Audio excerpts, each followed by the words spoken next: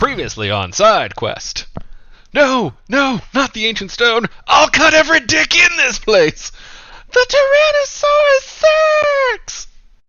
Now we resume Side Quest, already in progress. Hey everybody, welcome to Side Quest. You're a fucking asshole. Non-game episodes that we do between games where we talk about various things, and as the title gave away, this week we're going to be doing the full spectrum of Wanda Vision. From start to finish, we saw the finale, and I'm Drew Hayes. With me this evening are John Hartness, Rick Gualtieri, and Robert Bevan. And that fucking intro is like trying to follow Joe's fake book titles. Every week. What the fuck is wrong with you? Every week I think, thank God I intro before him. Dude, I come after him, and let me tell you, but usually by the time we get to me, I'm just like, I have no idea what the fuck I'm going to say. I'm Rick Gualtieri. Just move on. Well, it's very considerate of you to always let Joe come first. Very gentlemanly. But yeah, so as we have said, this week we are talking WandaVision. We have all seen it. I'm going to say that with possibly except Bob. That's a probable. Alrighty. But just as a heads up to all listeners, again, we are going to be talking about the whole series, so if you have not seen it, if you don't want things spoiled, this is your one and only warning, because we're pretty much going to be jumping right into all the good stuff, so yeah. We're going to spoil the fuck out of it. Be warned. But turn it off, hit thumbs up anyway, because we're awesome, and then go watch it and come back and give us another thumbs up. I mean, I wouldn't say turn it off. I'm pretty sure we get like ad revenue per play, so maybe like let it roll on mute or something. Real quick, do we want to talk A&D Con 2021 before we jump in? Let's save that for the next game. So WandaVision. What did we think of it all? I mean, let's just kind of start with the overview of overall impression. I fucking loved it. I'm really glad that I don't have to write superhero TV shows for at least a year, because goddamn, I don't want to follow that either. Yeah, they definitely set a high bar. I got to say, it's probably one of the most enjoyable things I've watched in a while. I haven't seen it. God bless your consistency. At least, though, Bob does know who the Vision is, so... Wonder Woman. That's why they call it Wonder Vision. WandaVision. WandaVision. Wonder Vision. I mean, that could very well be the next season. Who knows? Every comic book fanboy's head just exploded. Good. If they didn't burn us down in effigy after the Avengers Endgame at the movies, then I don't know what will end it.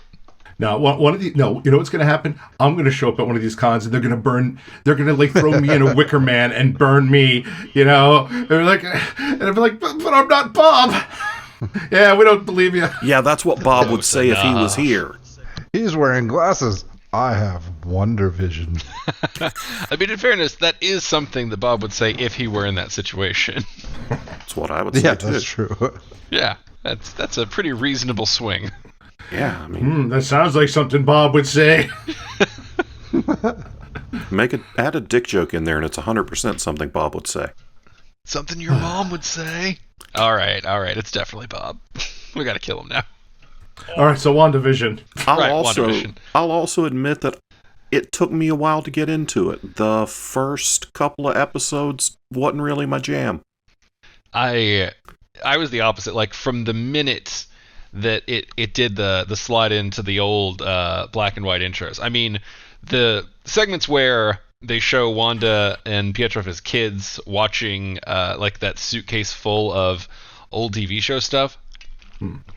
I mean, so much of that was just the rotation of my childhood, because I loved little more than staying up past my bedtime to secretly watch old Nick at Night shows. True. Yeah, I'm with Drew there. I saw a bunch of ads for this before I knew what it was, and I was almost tempted to watch it. And then I found out, it's a Marvel superhero thing, and I don't care anymore. I was going to say, if this was your childhood, Drew, did Tony Stark kill your parents? I mean, in a way, he killed everyone's parents, man. Because Tony Stark is alcoholism. I'll say I enjoyed the first 3 episodes. I kind of knew that they were building up, so there was like that tempered. But once I hit episode 4 and it just shot off in the stratosphere, that's the point where it went from like, okay, I'm enjoying this to eyes are glued to screen. Yeah. I honestly could have had like another 1 or 2 of the actual sitcom episodes. Bob, you'd probably like the first 3 just because they're kind of just sitcoms with like a little bit of a zhuzh of Yeah, I might. I mean, like you, I grew up on Nick at Night. Yeah. And My Three Sons and the Donna Reed Show and Mr. Ed. Oh man. Oh god. Yeah, so I taking me way back. watched the first episode when it first came out, and then I was like, not so much. And then over the next couple of weeks, everybody was all over it on Twitter and on my Facebook, and WandaVision. So when episode 4 came out, I sat down and I watched 2, 3, and 4 all at once. And I was like, okay, I'm in. But I had to stop and come back. Once it got me, it never let go. I kind of like that it was a little weird. It took an odd swing. It was specific. And, so much of the Marvel machine is so frequently can kind of feel homogenized. I don't know. I like, and it's weird to say about, them aping classic shows that dominated the airwaves, but the whole thing was just kind of weird enough that I really enjoyed it, because I'm sure some people didn't like it, and that's okay. Oh yeah, I saw plenty of people online who did not like the first 2 episodes, and a few people just dropped it. They were like, "This isn't for me."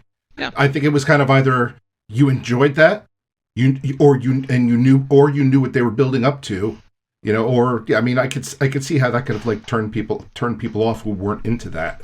Yeah, if enough people that I respected didn't say this is amazing, I never would have gone back to it. I mean, I'm glad I did. And now here's my question for you guys. Do you think that show works if it all drops at once? I think it would work, but I don't think it would work nearly as well. Yeah, I'm going to go on record saying I normally I was usually very happy to binge watch the Netflix shows when they would drop a season. As torturous as it was to wait week to week, I think this one worked best as forcing you to wait until the next episode. I completely agree. Because each one built up, and you know something? I think it got that Game of Thrones type buzz week to week, and I don't think it would have gotten that if it had dropped all at once. I think you're completely right, and the anticipation, plus it does harken back to those old weekly sitcoms, weekly shows where you make time. I mean, you joked about staying up until 1 the night that the finale was going to drop at midnight, just so you could avoid spoilers. And I was like, I did, not because I wanted to avoid spoilers, but just because I don't ever go to bed early. But yeah, it actually gave me a reason to look forward to Fridays. Yeah, it had cultural momentum. And it's been a long time since we had something that established it and kind of held it for a while. Because, I mean, yeah, we talked about this on the first one. Early in the pandemic, there were a lot of things that we kind of shot through. The Last Dance, Tiger King, stuff that blazed bright and then burned out. And I think WandaVision would have definitely burned brightly for a week. People would have been like, wow, that was really cool and neat. Like, that was a fun journey. But I also think it would have been exhausting. There's a pacing problem with a lot of modern streaming shows, in that they kind of try to do way too much and they don't ever release the tension and have like slow moments. And WandaVision was way better about that. And I think on the rewatch it'll be great. But I think it really benefited from having some time to stop and catch your breath and then kind of come back in fresh. And especially once you got to episodes 7 and 8, I needed a week or two. I needed a week to process some of that shit, especially episode 8, which was one of the best pieces of TV writing I have seen in years, maybe ever. I feel like. I'm trying to remember. That was the one, right? That was the penultimate one, right? Yeah. Okay, all right, yes. That was very good. That was the Wanda, This Is Your Fucking Life episode. The previously on, yes. Yeah. Okay. That was just holy shit. Yeah, I don't think that wasn't penultimate. That was the one before it. Is that not what penultimate means? I think, weren't there 10 episodes? I think There were 9. 9? Oh, Yeah. okay. That was the fucked up thing, is it stopped at 9 episodes. But That yeah. was good, though. I liked that they didn't stretch and they didn't compact. They had a story, and it felt like this was the natural amount of episodes for this story to take place over. None of it felt needlessly stretched out past what it could sustain. It cut a good pace. I enjoyed it all the way through, and I think that tells that they had the freedom to kind of make it as they wanted. And I like the fact that they kind of like skirted different genres as they did it. I mean, it started off kind of light, sitcom-y. There was plenty of humor. But like in the middle, then it started to like get a kind of a creepy horror vibe to it. Yeah. When you thought when you thought Wanda was behind all this shit, and it was getting really dark. And then near the end, it it kind of was that combination of it turned into kind of a superhero show again. Yeah. And I mean, a big chunk of the Agatha episode was a horror show. Yeah. Going through the creepy ass passages and all of that. Yeah. Wanda was behind it all, too. Mm-hmm. I mean, I like that they didn't let her off the hook of that. It's like, no, you mentally dominated these people. Yeah. You did this. You but it was also a good fake out that she was behind it all. Right. And she wasn't. I mean, was Agatha doing anything besides just fucking with her? Well, it wasn't even so much Agatha. I mean, there was like Hayward and stuff. He was writing a different narrative than what happened. Yes. I forgot about that dude. That part was the least interesting to me. Yeah, kind of. He was the least interesting. Yeah. Oh yeah, Darcy and Jimmy Woo. I was fucking there for that. Yeah. He was the Sheriff Hopper wannabe for this show. Like, he was like the sheriff from Stranger Things, only without any of the charisma. Yeah, he was kind of just like, the minute he came on screen, you're like, you knew he was a bad guy. There was never a second where you thought, oh, maybe he's not a piece of shit. No, he's a piece of shit. It was just a question of how big of a piece of shit was he. Looked like about 6'3". And he didn't play it as charming, and so he was just sort of just filling a role. Like, all right, we know you're going to be a bad guy in some capacity. That's pretty clear from, I don't know if this is you guys calling your shot, or if this is just a part you didn't give a lot of shits about, but like, you're very clearly going to be a bad guy, and you're not a interesting bad guy. Yeah, but here's the thing. That's like, it's distraction there. By knowing he was a bad guy, and let's be honest, a lot of people like, had guessed in advance who Agnes was. But it was the way this show did it is like, really? And this is the effect I loved on Twitter was the effect on Twitter was, like after every episode, people were like, oh, I saw this coming a mile away, yet somehow it still surprised me. Yeah, I liked that they stuck to their guns on the Agnes Agatha Harkness thing. Like, that was one of the earliest predictions that people were leveling about WandaVision. They kind of called that one from a mile out. And sometimes it feels like in series or movies they'll get wind of this and like try to pull a quick dart to the left just to be surprising. And I liked that this was like, yeah, fuck it, yeah, you called it, and it's right because it's the right way to take this story.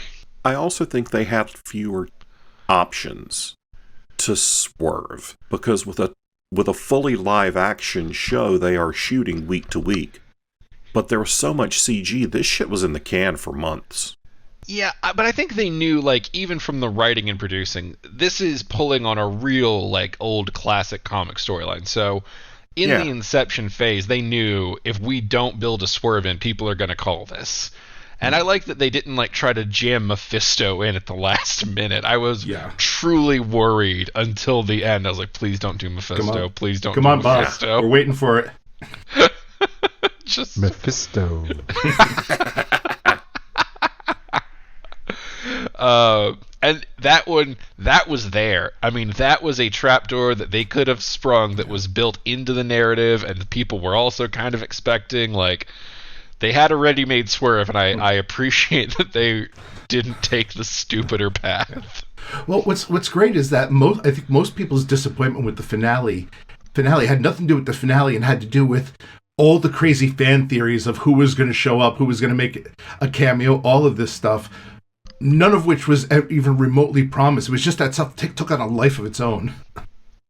I do feel like there was one thing that, like, Paul Bettany had said there was going to be some super surprise cameo. He went on Good Morning America and said, you'll see me performing in a scene with an actor that I've admired his work for years. Yeah, because he had a great big long fucking scene with himself. Oh, yeah, I know. That was great. And that poor son of a bitch. I saw an interview with him in the intermediate weeks, and he's like, oh my God, they're going to kill me. Like, he went back on Good Morning America the day before the finale came out and said, guys, I was just taking the piss. It's me. Oh, no. Well, that does explain that. Poor Paul Bettany. Yeah. He's like, I don't think he was ready for American Twitter. American comic book TV Twitter. I don't think anybody expected this to blow up the way it did. Like, not even Disney, which is used to hitting out of the park home runs on their Marvel shit, was expecting this weird sitcom show to crash their fucking streaming service twice. Yeah, I think they expected this to be the ease you into these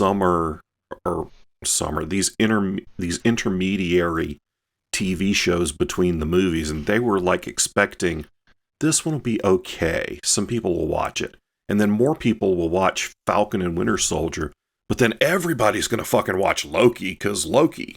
Well, Falcon and Winter Soldier was supposed to be first. Was it? Changed it up. Yeah. Yep. I didn't know that. Pandemic wrecked the shooting schedule, but because WandaVision is shot largely with interiors and a lot of stuff that's easy to control, they were able to finish it kind of well before Falcon and Winter Soldier. Yeah, I saw something where they were talking that they shot the first episode in front of a studio audience. Oh my God, that's fucking amazing. But then they couldn't do it again. Ah. That makes sense. Yeah. But like, these movie actors, they've never fucking worked like that.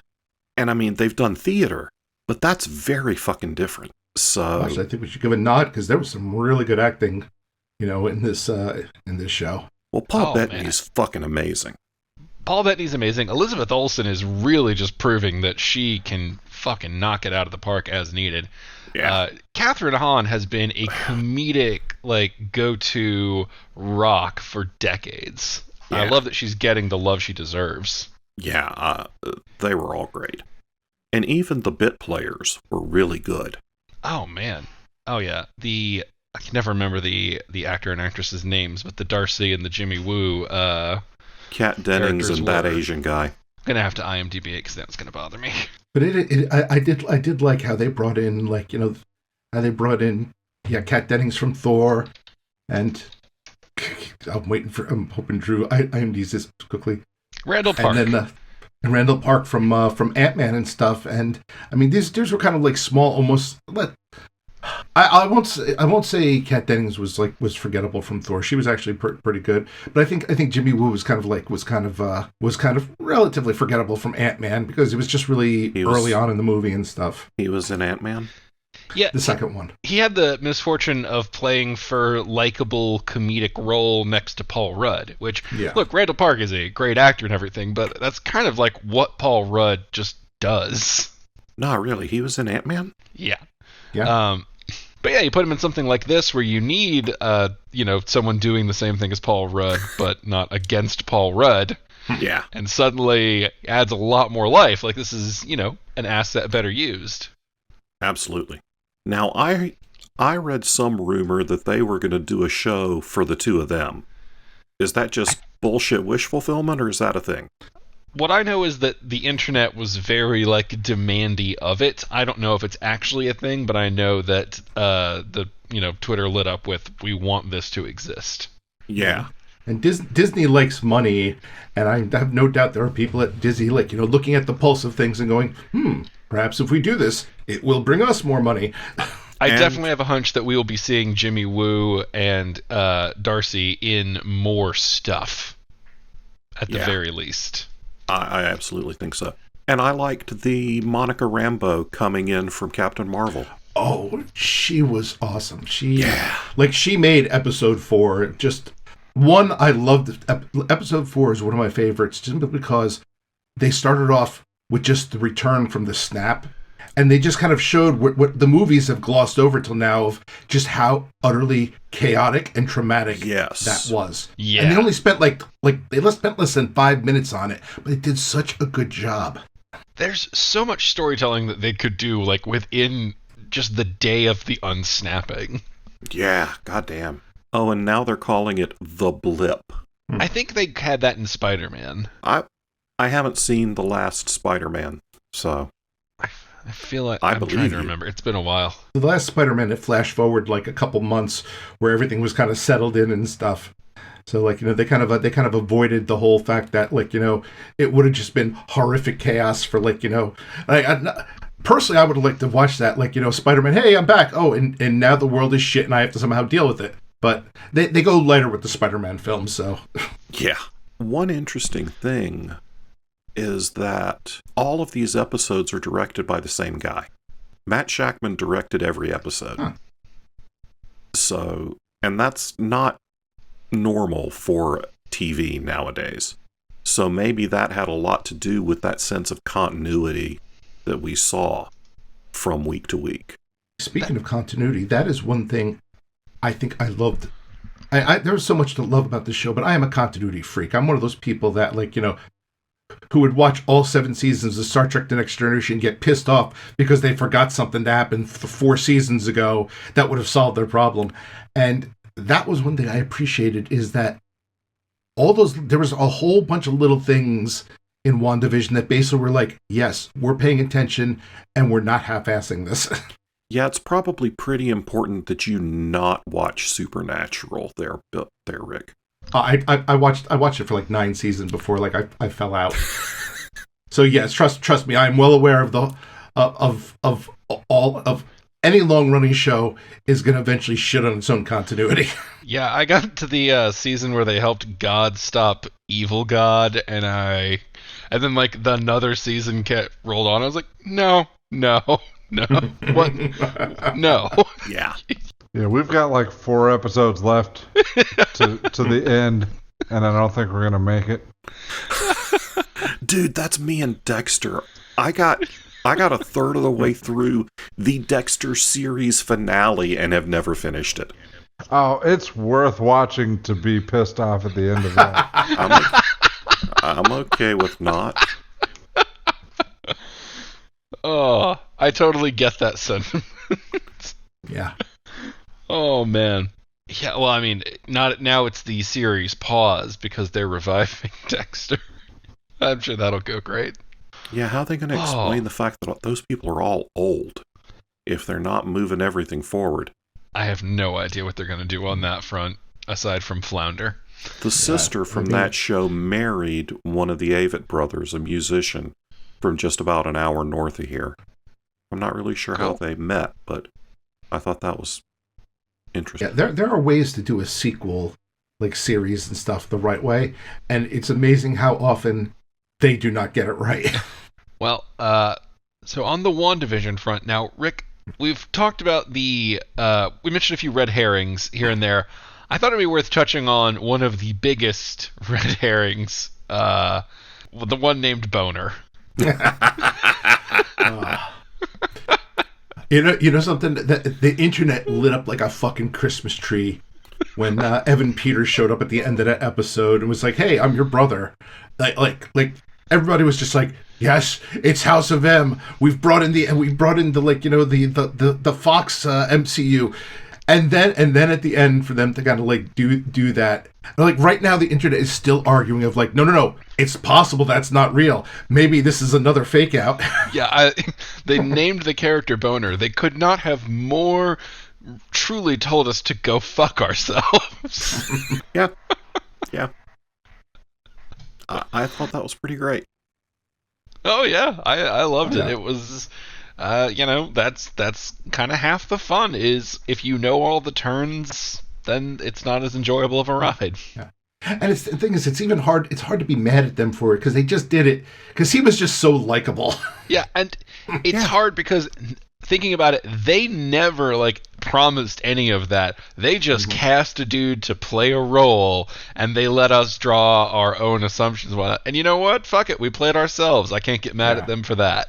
Well, yeah, for since I think either the third or fourth episode, somebody, I think it was Monica mentioned or Jimmy Woo mentioned my astrophysicist friend, and everybody's like, "That's Reed Richards. He's going to show up on the show." And again, that's what I mean. A lot of the anger from the end of the show didn't stem from the show itself. It stemmed from the fact that these rumors took on a life of their own, and people were mad because these unsubstantiated rumors that were never a fact to begin with turned out not to be fact. Yeah, I missed the Reed Richards thing 100%. This is the first I'm hearing of that one. I'm like, well, being a Fantastic Four fan, I doubted we were going to see that, but I was I was keeping an eye on that because the people were just jumping to conclusion after conclusion, and after the Reed Richards thing played off, they're like, no, we're going to still see the astrophysicist, but he's going to be Blue Marvel or some other character. I mean, why doesn't it just make sense that the head of the fucking agency that replaced S.H.I.E.L.D. would have a goddamn astrophysicist? I mean, it also might just be a lead-in for a new character they want to bring in. That's just called setting shit up with foreshadowing. Yeah. I think it's just because, the comic book fans, they just want to be fed Easter egg after Easter egg. They never get tired of the Easter eggs. Even the ones that we make up for ourselves. Yeah. Exactly. Yeah, I have an astrophysicist friend. That's Reed Richards. That one feels like a stretch to me. Yeah. I don't know if Monica Rambeau and Reed Richards are super buddies in the comics, so that would be like Luke Cage referencing, I got a buddy who punches things. I mean, but again, these things took on a life of their own because they after the show would air, it would start trending on Twitter, and after a while, you read that stuff enough times, people start taking it as fact. Yeah. This was comic book QAnon. Yeah, all right. Oh. There's something interesting on the show's Wikipedia page that Matt Shackman, the director, said there are no plans at all for a second season, and one would only be made if a specific story came about that would warrant it. Yeah, I've got it. Yeah. I love that. I can't picture how they would do a good version of this again as things stand now. I can. Boner versus Mephisto. Yeah, all right, I'm in. I'm here for it. Boner Vision. No, Boner Fisto. But yeah, apparently Wanda is a big deal in the next Doctor Strange flick. Mm-hmm. So Doctor Strange 2 is the next storyline thing from this, apparently. And based on how they ended WandaVision, it kind of felt like they were poking toward, knowing that the next Doctor Strange movie is named The Multiverse of Madness, and the end of WandaVision, it kind of seems like maybe they're going for Wanda's going to start knocking some universes down to get her kids back. From what I can tell, I think they potentially fed into 3 different of the upcoming Marvel movies with this, because once again, spoilers, but the final one of the final scenes basically was pretty much 100% out of Secret Invasion. Yeah, it totally was. Right, but we have known that there were Skrulls hanging out on Earth, filling roles already. Mm-hmm. God, it's been a fucking year or so now. But I'm what movie was it? Captain Marvel. Oh, God. Captain Marvel. Was it Captain Marvel? I knew that we introduced the Skrulls in Captain Marvel. Oh no, the second Spider-Man. That's it. The second Spider-Man is the one, where we have the after scene where we discover that there's a Skrull. God, this is so fucking hard to keep track of. I know. Jesus. But Secret Invasion works as something to lead into because they've said that they're going to kind of have the cosmic MCU that's going to be Guardians of the Galaxy, and now Thor's off hanging with them and whatever, and Captain Marvel is part of that jazz. And then then at some point they'll need to bring it all back to Earth, so the Secret Invasion gives you a reason to bring Captain Marvel back. Well, that's the great thing about this. This kind of like, they have branch offs to the superhero side, which is like Avengers. They have lead-ins to like the mystical side with Doctor Strange, and they got Blade coming with so Ghost Rider, Midnight Suns is probably not too far behind, and they have the cosmic version. There's I love the fact that there's different flavors of these stories, because growing up reading these comics, I like the fact that one comic could be Spider-Man swinging through New York, and the next could be the Fantastic Four is in like another galaxy punching out Galactus or something. And they've had Ghost Rider already on Agents of S.H.I.E.L.D., so that's established as a thing. Yeah, the canonicity of Agents of S.H.I.E.L.D. Yeah, wow. the Netflix shows and the Agents of S.H.I.E.L.D. one, at this point, until it's referenced in one of these new things, I might say a grain of salt. I would put that next to my Star Wars Expanded Universe novels. Yeah, I do think that an opportunity was missed in Endgame to bring Luke Cage and Daredevil in for some of that shit. Just for a scene. Tie that shit together. Oh, I 100% agree. But at the same time, there was a lot of missteps made. I mean, on the Netflix side of things and also the Agents of S.H.I.E.L.D. side of things, they both, since they were a little bit separate, they had no idea what to do with the Thanos snap, so they both kind of ignored it. Yeah. Which now kind of left them in that iffy place of, okay, maybe we're left to assume your universe something other than the normal one. Well, also, all of those shows are now set 5 years in the past to the Marvel canon universe. Also, all of those shows are now done. Yeah, well, ish. Now, there is information about, them bringing the cast of what am I thinking of? The Punisher gentleman. Has John there not Bernthal. been news that he's going to reprise his role? I mean, that's cool, but Mike Coulter's already on another show. Yeah, but does the other show have Marvel Disney money to offer him? Yes, because it's Paramount CBS money. So then no. It has a lot more eyeballs on it. Oh, the Paramount Plus streaming service? No, CBS Weekly. Live CBS Weekly network television. Oh, if they're actually putting it on network, that's something. God, that streaming service is such a piece of shit. I haven't fucked with it yet. I have CBS All Access. Is that just all it is? My understanding is they're rolling in other stuff, but I've dealt with CBS All Access before, and it's always been a pain to use, a pain to experience. And then they're like, all right, we also don't have all the shows that we own. All right, well, that was a great waste of time. It's pretty seamless if you get it through Amazon Prime. Yeah, that makes sense. If they don't touch it, it probably does a better job. Yeah, because that's how I watch it. Because it's actually cheaper to get it through Amazon than it is to just get it through CBS. Of course. Oh, man. Why are we talking about a streaming service nobody gives a shit about? Well, because it is also an interesting parallel. Let's be honest here. WandaVision doesn't exist in a vacuum. It exists as a driver to bring people to Disney Plus. Yeah. And it's also kind of interesting because, Netflix has long been the model of the streaming juggernaut, and they have done the full season drops even into the pandemic. And Disney, as the new upstart, is trying this, it seems weird to say new release strategy when it's the old release strategy. But they tried it, and it seems safe to say, again, they crashed their own service twice. It worked. It generated a shitload of interest. In all fairness, both CBS Plus All Access and DC Universe both did the same thing with their shows. Star Trek, you got one episode a week.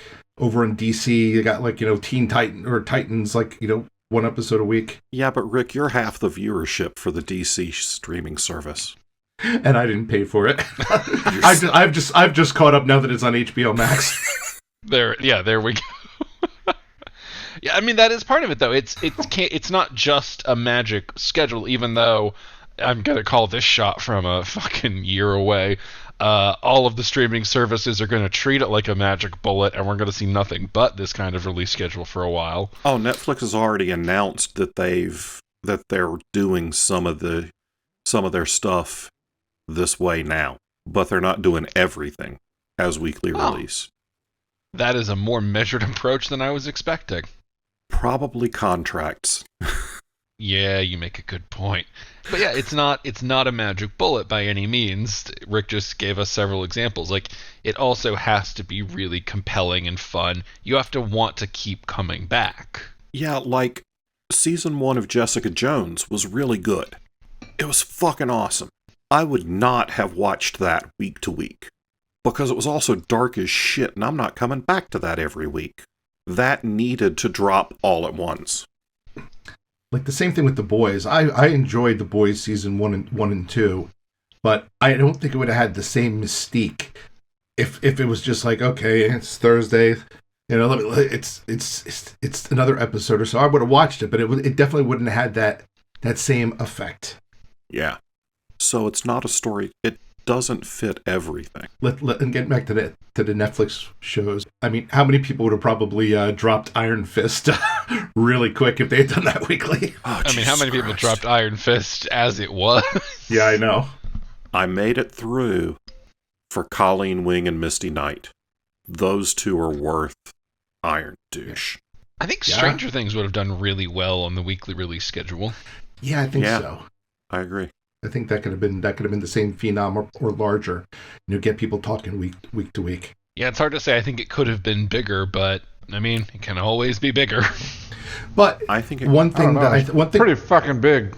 I think one difference here is that most episodes of WandaVision ended with some kind of big reveal, which wound up being that big talking point. Whereas, like, if you watch a Netflix or Amazon Prime thing that drops at once, you don't really have that same thing.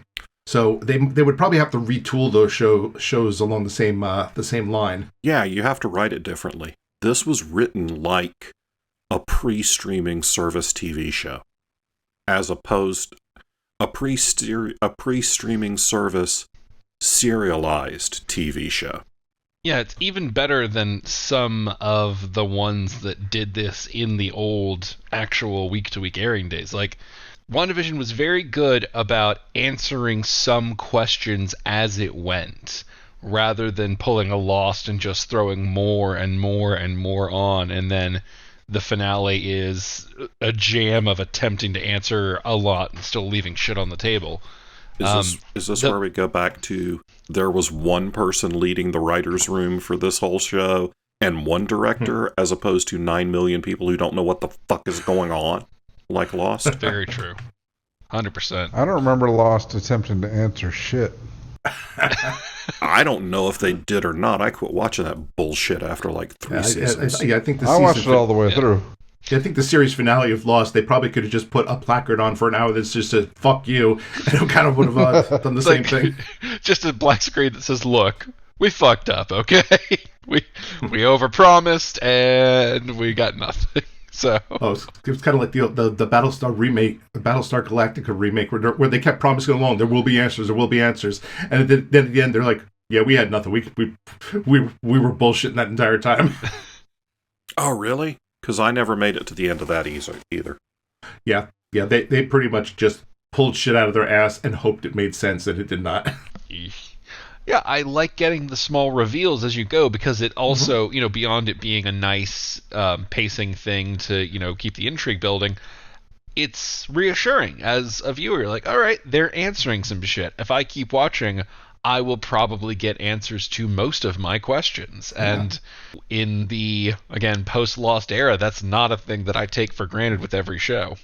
Well, that's the thing. There's a satisfaction to getting answers.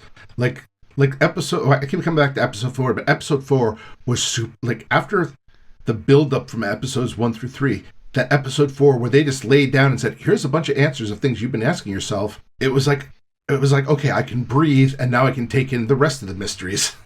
Yeah. Yeah, I mean, it all kind of just circles back around to they paced it very, very smartly. They kind of knew the situation they were working with, and they were careful to balance a little bit of fun and silliness, a little bit of intrigue, and, a steadily increasing drip of horror.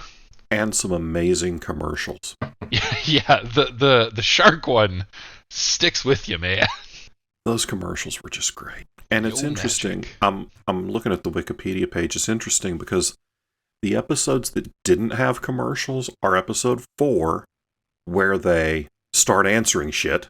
Right. And then they go back into the world, and 5, 6, and 7 have commercials, but 8 and 9 don't.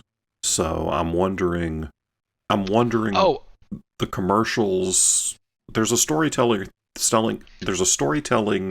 thing happening there, and I can't quite put it into words.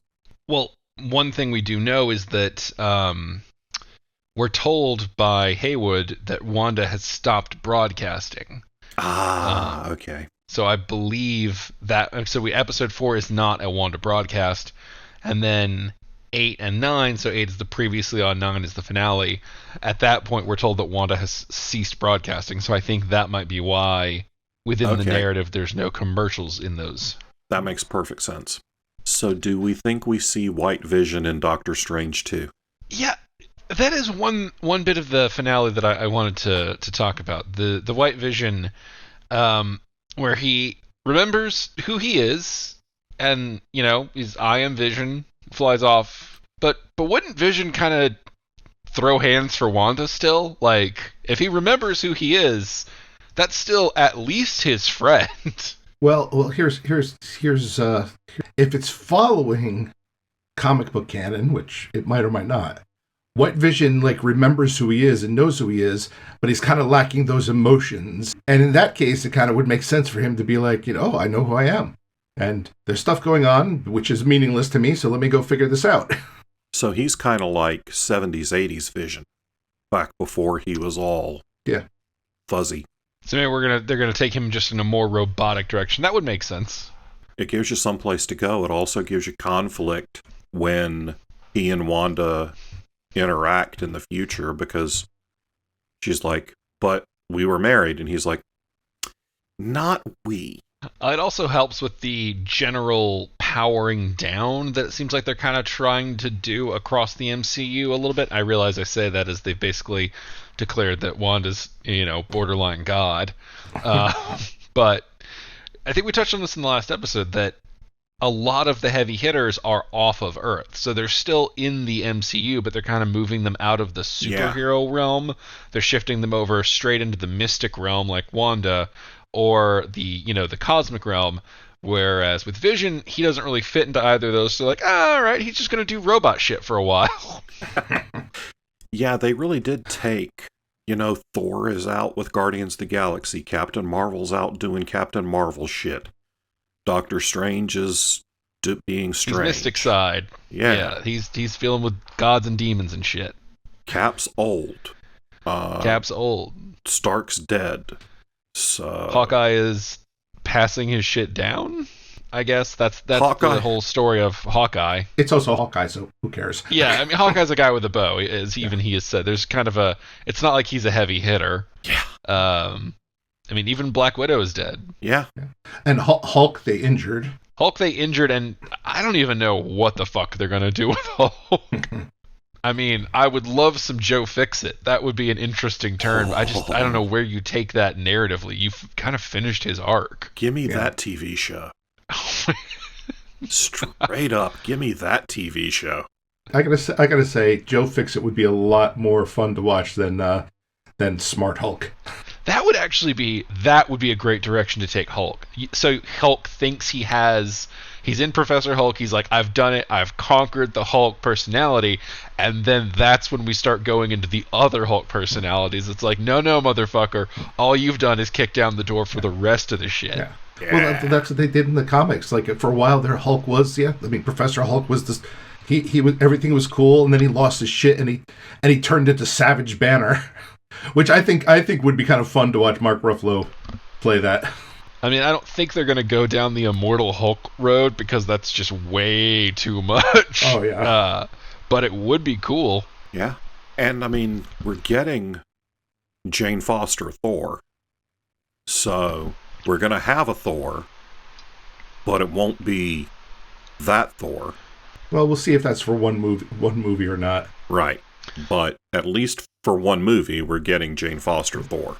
But that's also a good way to, again, have a hero but power them down, because you just have the automatic detriment of newness. Yeah. Jane Foster is not accustomed to wielding the powers of Thor, and therefore you can kind of have her as a scaled-down Thor until she masters those abilities. I want Kamala Khan, Ms. Marvel. I think they've already announced that one, haven't they? I could have swore they did. Good. For But, Pretty sure they're casting it. but I want it as an animated series. Give me I the don't think you're team. getting that. Give me the team that did Spider-Verse. I'm also 90% sure there is an animated Kamala Khan Miss Marvel movie. Or, if not movie, TV show? I don't know. It's not on a streaming service that I get, which doesn't mean a I whole still- lot. Interestingly enough, this is Marvel. You know, for a while we've said Marvel does the movies and DC does the TV. Well, now Marvel's doing good TV, too. Yeah. Well, Marvel's done a good show. Well, one thing I find interesting is that after Endgame, like so many people were kind of like, okay, I'm kind of done. You know, it's time to move on. You know, the MCU has had its thing, and I think WandaVision might have kind of revitalized that. Probably not hurt by the fact that we're going on well over a year since the last Marvel movie's been released, and Yeah, people Marvel might be fatigue was a jonesing. thing before a year of fucking pandemic. Yeah. Yeah, I mean, it's been a while since we had a new Marvel thing. But also, I think this will bring people who were not MCU fans. Because a lot of people bought a year of Disney Plus when they dropped Hamilton. A lot of people who don't know a fucking thing about comic books, but are the target audience for WandaVision. No, you're probably right. I mean, I know they wanted to originally release Falcon Winter Soldier because I guess that was kind of the one to ease people into the weekly format because, you know, it's going to be a superhero show. Yeah. But all in all, you might be right. Like, you know, the way it happened might have worked for the best. Yeah, because I don't think your people who subscribe to Disney Plus for Hamilton are necessarily picking up the buddy cop superhero show that is Falcon and Winter Soldier. But they were like, oh, I loved these sitcoms when I was a kid.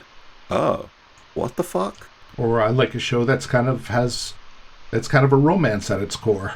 So John, the movie series you're looking for is called Marvel Rising, and it's on Disney Plus. Is it? All right, I gotta go. I'll say it for him. Marvel Rising starring Mephisto. Your Fisto. And Boner? You know, I enjoyed the show so much.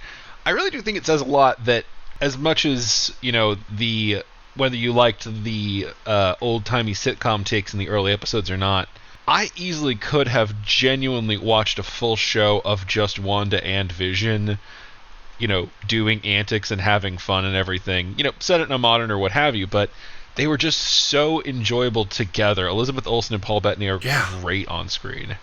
Yeah, right there with you. I could watch them do fish out of water sitcom. Just that. I'd be fine with it. 100%.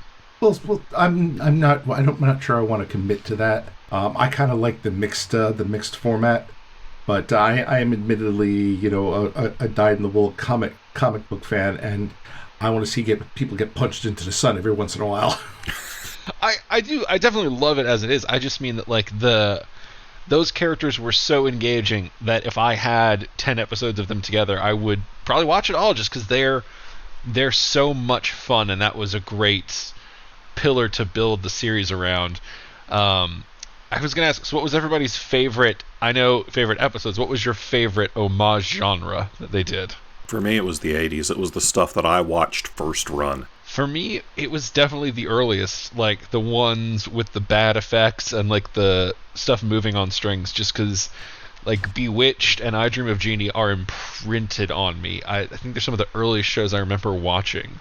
Yeah, I watched a bunch of that too, but Nick at Night didn't exist when I was a kid, so I didn't have the opportunity to sit night after night and watch I Dream of Jeannie every night at 9 o'clock or something. I'm going to agree with Drew because that's all I saw in the ads.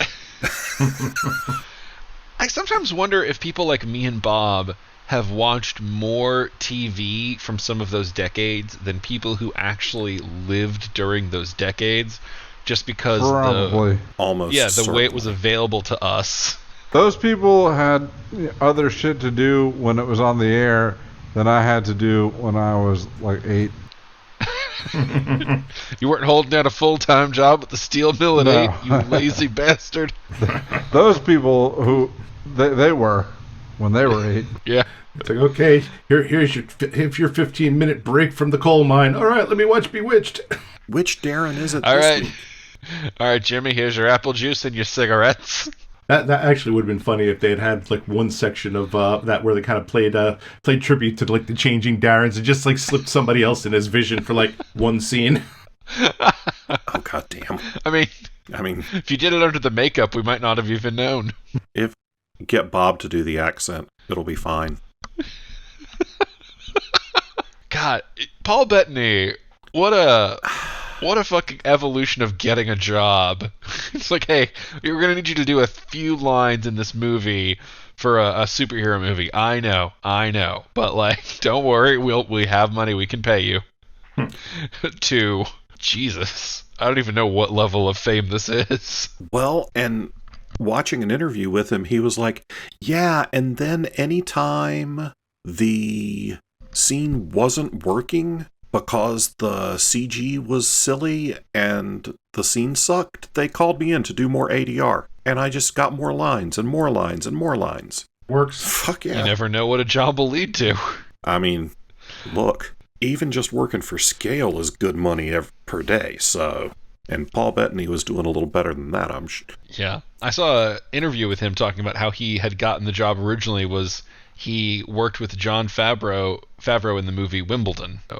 Of all the things to lead you to MCU success, fucking Wimbledon, man. I mean, fucking Jon Favreau. God, Jon Favreau is just printing money at this point. Yeah.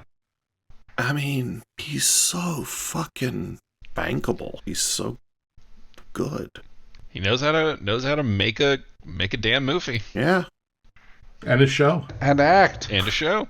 I gotta say, like, for all the disappointment, I guess that, like I said, the internet had, the fact that they had so many catered fanboy moments on the show, shit like that makes me happy, because I growing up in the 80s where every comic book movie was essentially a giant F you. We either don't have the budget or we don't care to do it the right way. To see it done in a way that is respectful and makes you actually like the characters, but also is respectful to the fans, because, I mean, up until now, Wanda has been Wanda. Everybody knows she's a Scarlet Witch.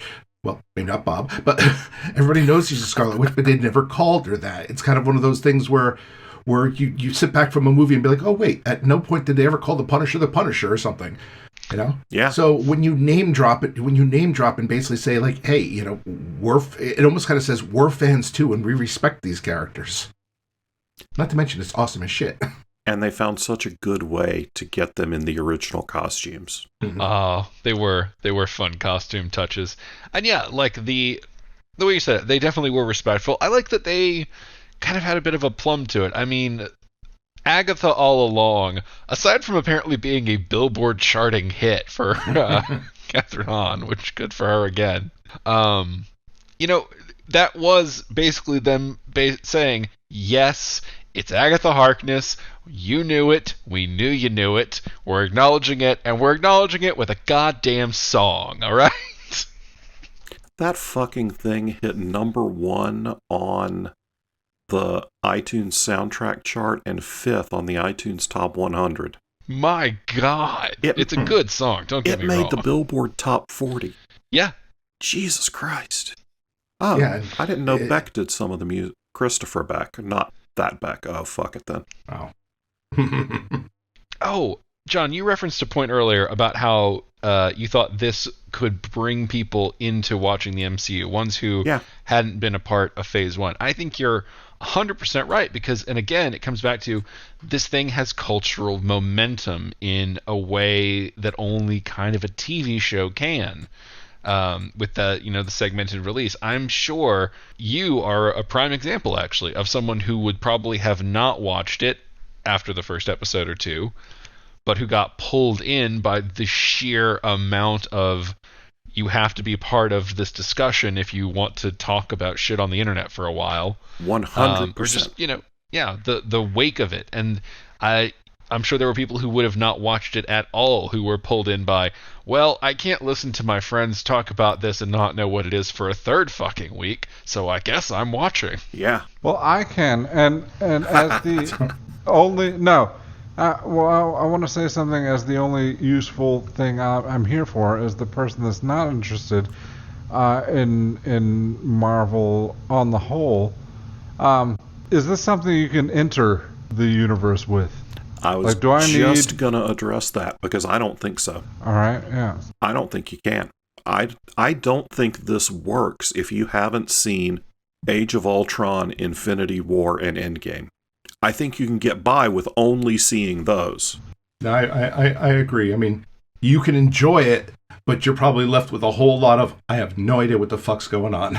Yeah, and I don't think it has any emotional impact if you haven't seen Infinity War and Endgame. Well, I have, and it probably still won't, because I remember there was a red guy with metal shit on his face, and that's it.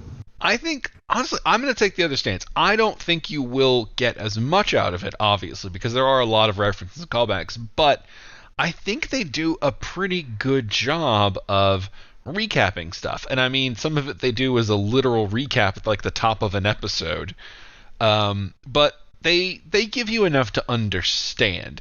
Yes, again, there's a lot of references that won't land, but I wouldn't necessarily say that all of them are essential. I don't know. It wouldn't be, if I wanted someone to jump onto the MCU, this would not be the place I would recommend, but I wouldn't say that they couldn't use it as a jump-in point. Yeah, I mean, you can do it.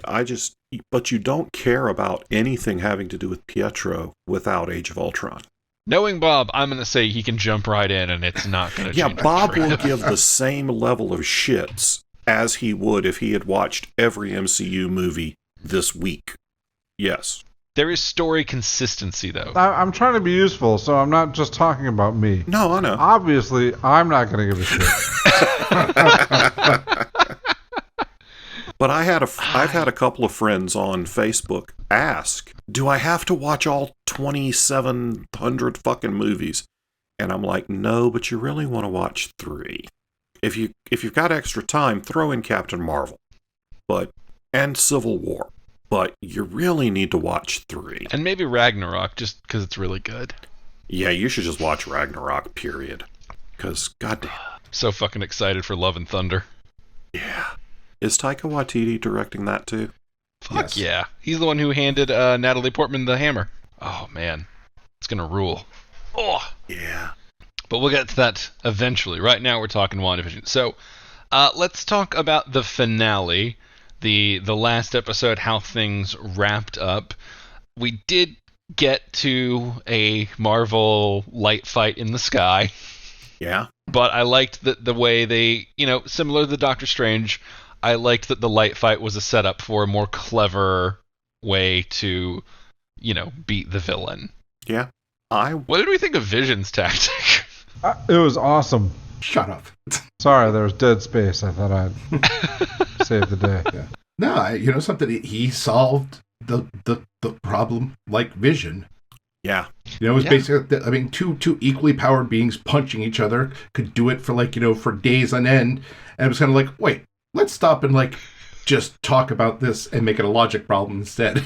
I liked that. I did. I know some people were like, this was weird. I was like, it makes sense to me. They're both robots. They're both logic beings that they very quickly realized this is dumb. Yeah. We're not going to why are we fighting fuck each other? up. It's not like We're somebody's too going smart for to this. overextend with a punch and leave themselves open, because they're the same thing. We're fighting each other when we should be destroying all humans. The People's Front of Judea. Let's see. And the other, of course, I guess, controversially thing. Not everybody was happy with what Wanda did to Agatha at the end, aka trapping her inside her own mind in a fictitious role that she's forced to live forever. Oh, I mean, Which, yeah. Look, I like gray areas. I mean, Wanda's a little bit of a sociopath, so it scanned for the character.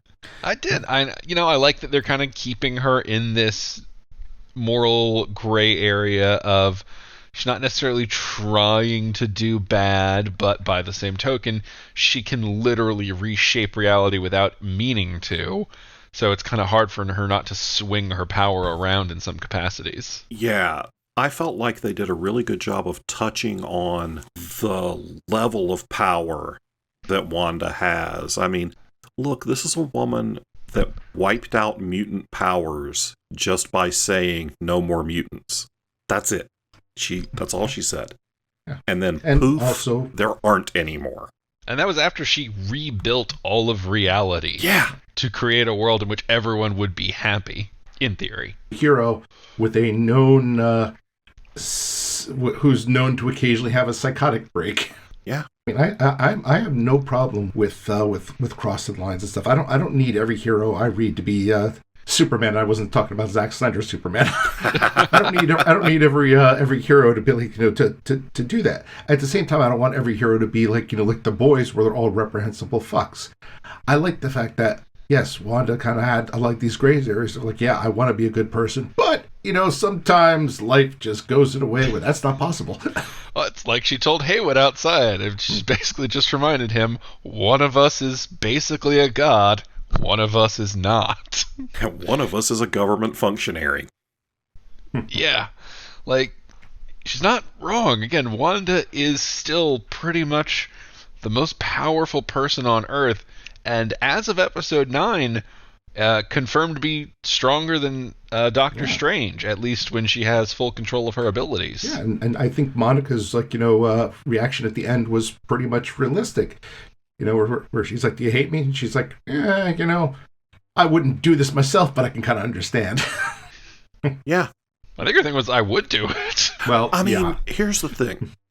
And watching episode 8 crystallized something for me. If you have unlimited power, I mean, most people have said, I'd give anything for one more day. She did. She did anything. Yeah, I'm sure I'd do it. Yeah. That's I think maybe that's what I like about how they've done Wanda, because she's not bad or anything. What they've shown is just someone who has truly limitless power and has been tempted the littlest bit in comparison to what she can do. And even that indulgence. And that's what we've seen is one thing of like, I can do all this, why can't I just remake this? Yeah. And the universe smacking her down for it. I mean, if you go back and you look at episode 8, it's, okay, start off in kind of a shitty life, but I've got this one thing and fuck, that's gone. Okay, well, I've got this one thing, it's my brother and fuck, that's gone. Okay, well, I've got this one thing, yeah, he's a robot, and we're not sure if he has a penis, but I've got this one thing and fuck, he's gone. Yeah. Yeah, it's like, beat somebody down enough and then give them godlike powers. That is not a good combination. Yeah. I mean, it's every time the universe smacks Wanda down, it's only a matter of times until Wanda smacks back. And Right. Wanda can smack back. Yeah. I don't know what she did, but I'll do it for $10,000. You'd do it for way cheaper. Well, what's money when you can just make your own money? Or make whatever you would buy. Take out the middleman. All right. So I think we're probably running toward the end. I had one question I thought would be fun to throw out as a wrap-up one. You know, we saw the Wanda and Vision story. We saw the internet clamor for Jimmy Woo and Darcy to have their story. We know the Falcon and Winter Soldier buddy comedy is coming up. If you were going to throw an MCU or other fictional characters for Bob buddy comedy together, what characters would you grab? Which ones would you like to see bouncing off each other in a weekly TV show? I've already said mine. Boner and Mephisto. You know what? You did. Son of a bitch, you did. Well done. I'll say one of two: either the Thing and the Human Torch, or Spider-Man and the Human Torch. In the comics, both of them have really good rapport with each other. Yeah, I don't know. I wouldn't mind seeing some universe where Loki and Captain America are stuck with each other. Oh, that would be a fun one. 'Cause, goddamn, there's your odd couple. You know what I think could be pretty fun is a sort of a Space Cops movie with Thor and Captain Marvel. You got Captain Marvel filling the stiff wooden by the book character, and you've got Thor being just the crazy hothead fun rookie. You know, let them kind of both play to their strengths, and I think that'd work well for a buddy dynamic. Yeah. If it was the Thor from Ragnarok. Oh yeah, 100%. We're only counting like fun Thor from Ragnarok forward. But goddamn, I think I'd still probably watch the Captain America Loki one. I think John won that one. Oh yeah, that is a perfect good cop bad cop movie. Yeah. Agree to disagree. Maybe the listeners will agree with you, Bob, that the internet will light up for Boner and Mephisto. A certain Honestly, segment. If I wrote it. that, so I think a certain segment of the internet is 100% there for it. yeah, that one might have already been activated. All right, folks. Well, that's going to do us for this week on Side Quest. We'll be back next week with an episode of our regularly scheduled game. Until then, bye. Bye. Goodbye, friends.